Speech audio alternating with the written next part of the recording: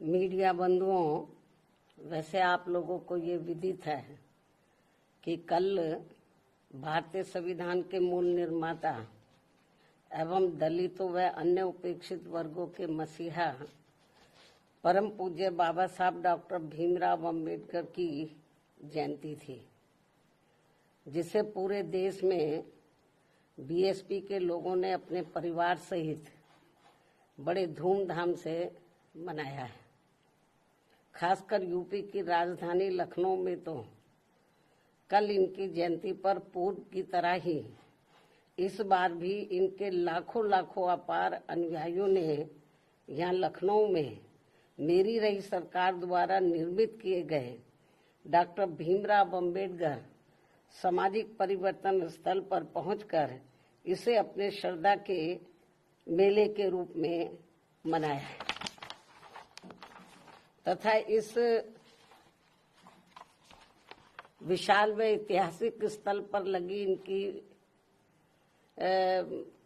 बड़ी प्रतिमा पर, अति विशाल प्रतिमा पर अपने श्रद्धा सुमन भी अर्पित किए हैं। इन सभी के बीएसपी बहुत बहुत आभारी है। इसके साथ ही इनकी सुविधा को विशेष ध्यान में रखकर कल मैंने इनकी जयंती पर पार्टी के वरिष्ठ पदाधिकारियों व कार्यकर्ताओं आदि के साथ अपने निवास स्थान पर ही इनकी प्रतिमा पर अपने श्रद्धा सुमन अर्पित किए हैं और इस मौके पर प्रेस नोट आदि के जरिए भी इनकी त्याग, तपस्या, संघर्ष व कार्यों आदि के बारे में भी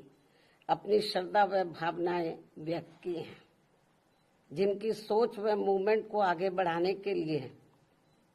बीएसपी के जन्मदाता एवं संस्थापक मान्यवर श्री कांशीराम जी ने अपनी पूरी जिंदगी समर्पित की है, जिनसे प्रेरित होकर अब मेरी देखरेख में इसे आगे बढ़ाया जा रहा है। हालांकि इनके इस कारवां को पीछे ढकेलने के लिए यहाँ सभी दलित विरोधी जातिवादी पार्टियां किस्म किस्म के साम दाम दंड भेद आदि हथकंडे भी काफी इस्तेमाल कर रही हैं, जिनसे बीएसपी के लोगों को कदम कदम पर हमेशा सावधान रहना है और यही फिर अपने इन महापुरुषों के प्रति इनकी सच्ची श्रद्धा भी होगी। हालांकि इस संदर्भ में मेरा ये कहना है कि बीएसपी के बेस वोट अर्थात दलितों के वोटों को लुभाने के लिए पिछले कुछ समय से यहाँ सभी विरोधी पार्टियां अपने अधिकांश कार्यक्रमों में बीएसपी के नीले रंग को ही विभिन्न रूपों में इस्तेमाल कर रही हैं,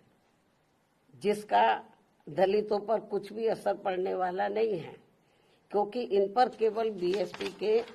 नीले रंग का ही असर पड़ता है, अन्य किसी और रंग का नहीं।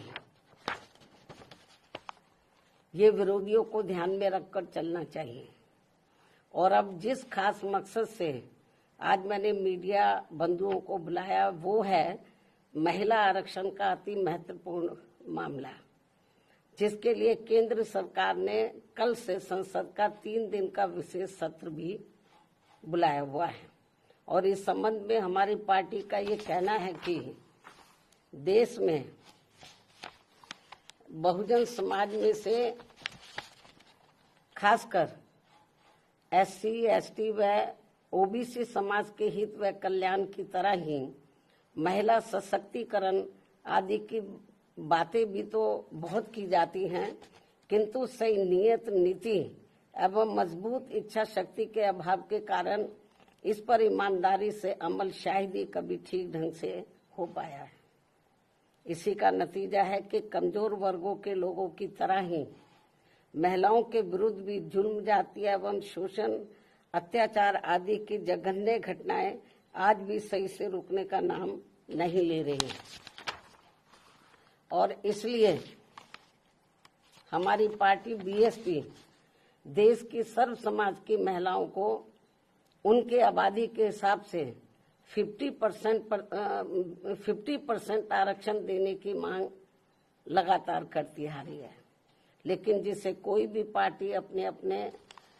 स्वार्थ व मजबूरियों के कारण मानने को कतई भी तैयार नहीं दिखती हैं। वैसे भी भला हो परम पूज्य बाबा साहब डॉक्टर भीमराव अम्बेडकर का, जिन्होंने देश की महिलाओं को पुरुषों के समान बराबरी वाला एक व्यक्ति एक वोट का यह अति मूल्यवान मानवतावादी संवैधानिक अधिकार देकर यह पूरे महिला जगत को धन्य बना दिया है तथा जिस महिला सम्मान व उनके सशक्तिकरण की जो जबरदस्त बुनियाद इन्होंने यहाँ देश में डाली है, उसके लिए देश हमेशा उनका कृतज्ञ रहेगा। और अब ऐसे में देश की संसद, लोकसभा में व राज्यों की विधानसभाओं में महिलाओं को 33% आरक्षण देने की प्रक्रिया को काफी लंबे इंतजार के बाद ही सही व अन्य इसे आगे बढ़ाने की कार्रवाई का हमारी पार्टी स्वागत करती है। हालांकि बहुत डिले है, फिर भी हमारी पार्टी इसका, चाहे वो डिले भी हो गया, फिर भी इसका वेलकम करती है, स्वागत करती है। वास्तव में महिला आरक्षण की असली हकदार शोषित व उपेक्षित वर्गों में भी खासकर सामाजिक, राजनीतिक एवं आर्थिक रूप से लगातार पछाड़े जा रहे SC, ST व OBC समाज की महिलाओं को यदि इसमें अलग से आरक्षण की व्यवस्था की जाती है तो ये उचित होने के साथ साथ, जो नहीं की गई है तो ये उचित होने के साथ साथ BSP के अनवरत संघर्षों के बाद OBC समाज को मंडल आयोग की सिफारिशों के अनुसार 27% आरक्षण के लागू होने की तरह ऐतिहासिक भी जरूर होता, लेकिन ऐसा नहीं होने से इन वर्गों की महिलाओं को महिला आरक्षण का पूरा लाभ क्या मिल पाएगा, इसमें लोगों को काफी संदेह है तथा महिला आरक्षण के वास्तविक उद्देश्य को काफी हद तक नकारने जैसा है। वैसे भी महिला आरक्षण को राजनीतिक स्वार्थ की बजाय महिला सुरक्षा, सम्मान व उत्थान आदि से जोड़कर देखा जाना चाहिए, तभी इसका सही लाभ इनको मिल पाएगा। अन्यथा यहाँ ज्यादातर मामलों में सामंती व जातिवादी तत्वों के हावी होने के कारण देश की महिलाओं को जो उनका उचित लाभ अब तक नहीं मिल पाया है, वैसे ही आगे भी पूरे तौर पर नहीं मिल पाएगा। जबकि परम पूज्य बाबा साहब डॉक्टर भीमराव अम्बेडकर ने संविधान में महिलाओं को जिंदगी के हर पहलू में बराबरी व आत्मसम्मान का हक देने के साथ साथ हिंदू कोड बिल लाकर भी इन्हें जबरदस्त कानूनी अधिकार भी देना चाहा था, जिसे तब केंद्र की रही कांग्रेसी सरकार ने अपने संकीर्ण जातिवाद के प्रभाव में आकर वादा खिलाफी करते हुए नहीं माना और बाद में इसको आत्मा विहीन करके इसे टुकड़ों टुकड़ों में पास किया गया। इस प्रकार OBC समाज को आरक्षण देने के साथ साथ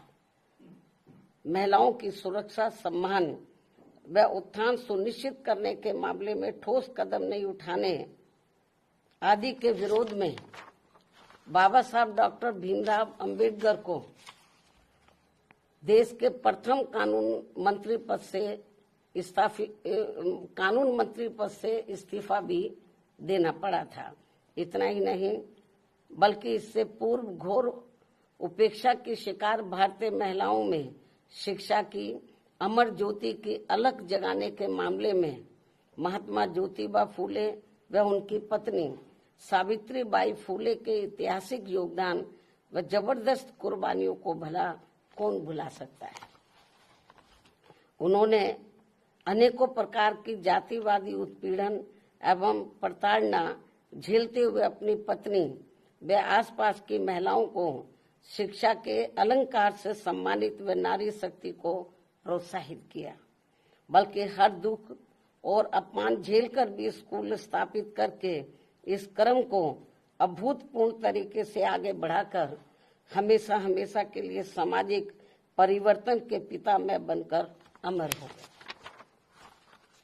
इसके साथ ही अब जबकि महिलाओं को देश की संसद, लोकसभा में व राज्यों की विधानसभाओं में आरक्षण की बात आगे बढ़ रही है, तो इसमें किसी भी प्रकार की अड़चन पैदा करना उचित नहीं होगा। इस मामले में खासकर कांग्रेस पार्टी को महिला आरक्षण में SC, ST व OBC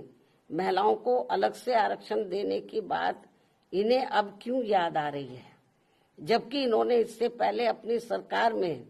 इस विशेष मुद्दे की घोर अनदेखी की थी